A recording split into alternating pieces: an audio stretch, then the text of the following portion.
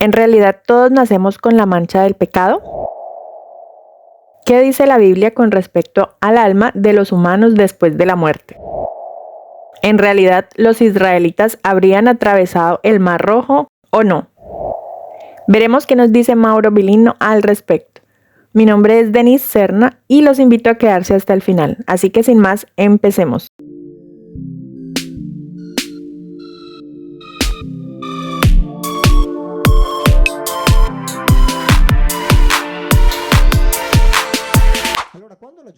Entonces, cuando la periodista hace la pregunta sobre el pecado original, el rabino jefe de la comunidad hebrea dice: es un poco difícil hablar de eso porque no quiero ofender la sensibilidad de nadie. Porque como para los judíos el pecado original no existe, porque no está en la Biblia, no existe. Pero como él tenía al lado 3 personas cuya religión depende teóricamente del pecado original, entonces dice: no quiero ofender la sensibilidad de nadie, así que me abstendré. El pecado original es un concepto que comenzó a elaborar el apóstol Pablo en su carta a los romanos. Escuchen lo que dice el biblista valdense. Entre Génesis 3, que sería la historia de la llamada desobediencia de Eva, la manzana, que por cierto, la manzana en la Biblia no está, para que nos vamos entendiendo. La manzana viene cuando la Biblia se traduce al latín. Antes la manzana no está. Entonces, entre Génesis 3 y Romanos 5, donde el apóstol Pablo dice que a través de un hombre la muerte entró en el mundo, no hay coincidencia. Y de hecho, uno leyendo a Pablo se pregunta de dónde sacó esa idea. Pero señores, han sido ustedes los que nos han dicho esto. Son ustedes los que han encontrado esa idea.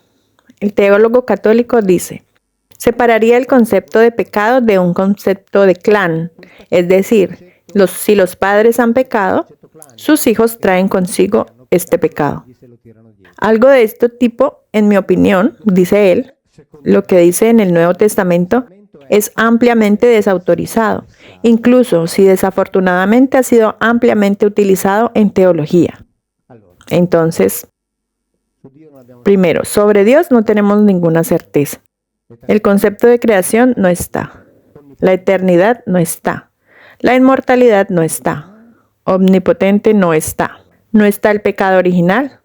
Entonces, ¿de qué estamos hablando? Del libro que cuento desde el 2010. Eso es todo. Sobre el libro que cuento desde el 2010. Nada más.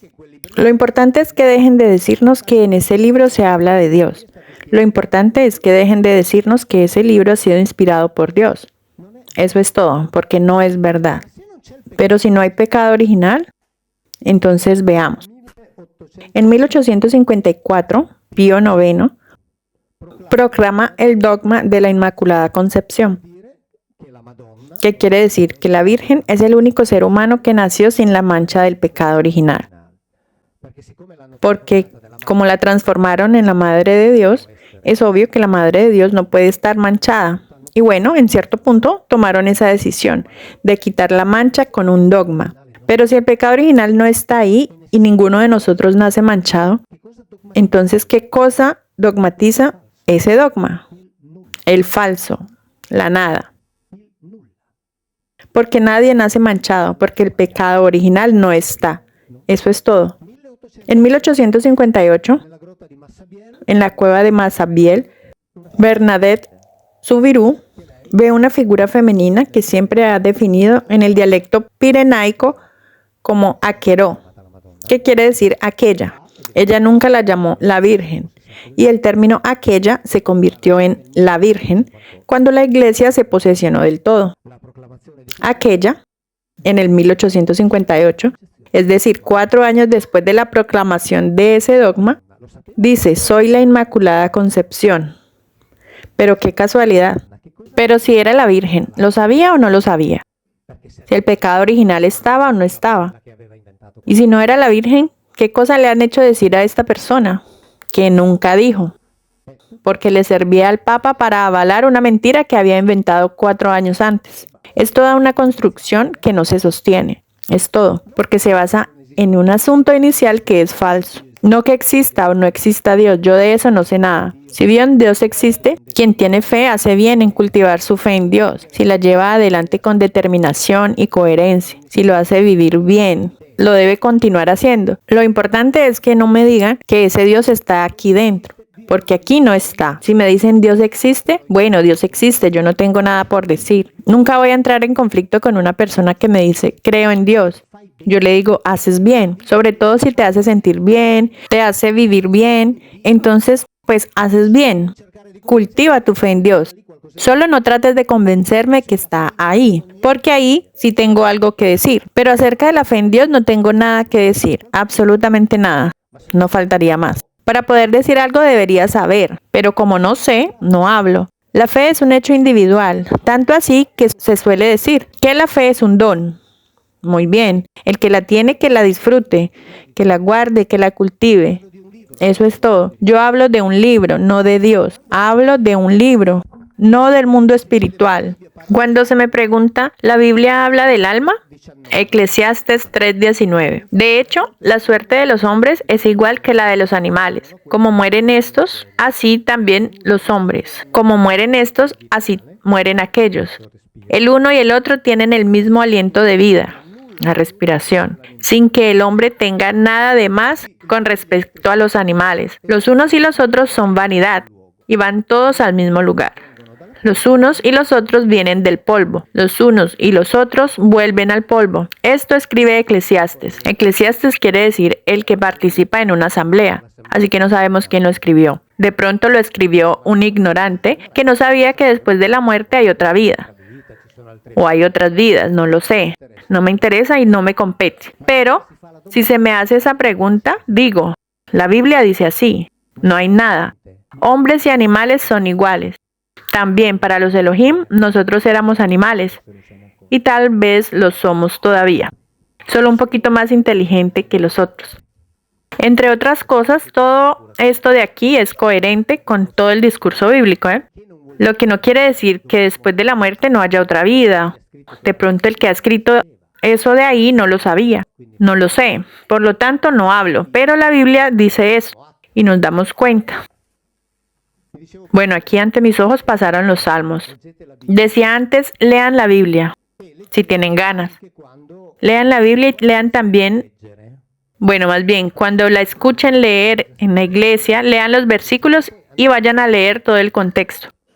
Porque, por ejemplo, una de las frases más difundidas, sobre todo desde que está este sumo pontífice, es la misericordia de Dios. Que la misericordia de Dios sea eterna. Y bueno, dejemos el discurso de eterno a un lado. Y en el Salmo 136 está escrito muchas veces porque es eterno su amor o su misericordia, depende de cómo se traduzca. Pero la sustancia del concepto es ese, eterno su amor. Eterno su amor está muchas veces. Y uno dice, es verdad porque está escrito en la Biblia. Sí, está escrito en la Biblia.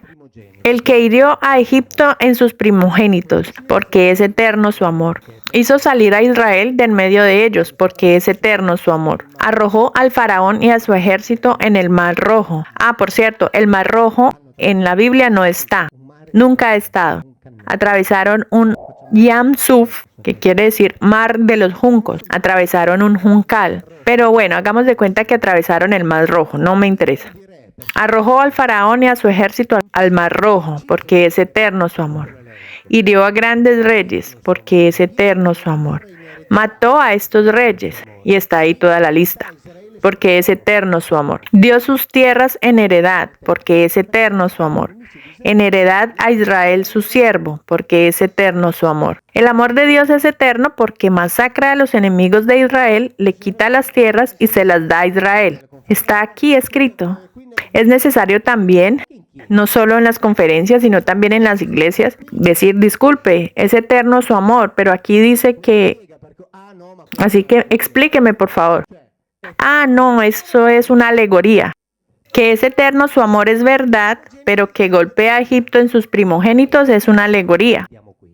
Entonces digo, señor teólogo, sentémonos aquí, versículo por versículo. Usted me dice cuáles son los que según usted son ciertos y cuáles versículos, según usted, son alegoría, y lo discutimos, versículo por versículo, porque así es muy simple, ¿no? Elegir las cosas que nos gustan y decir que son verdad, y el versículo inmediatamente después, no, ya no son verdad. Continuamos en los salmos y léanlos. Son en realidad feroces cánticos de guerra, más que oraciones. Bienaventurada hija de Babilonia, dedicada a la destrucción, que te pagará lo que has hecho por nosotros. Bienaventurado el que tomará a tus pequeños y lo destrozará contra la roca. Pero qué buenaventuranza. Bueno, y hasta aquí este video. Chao y hasta la próxima.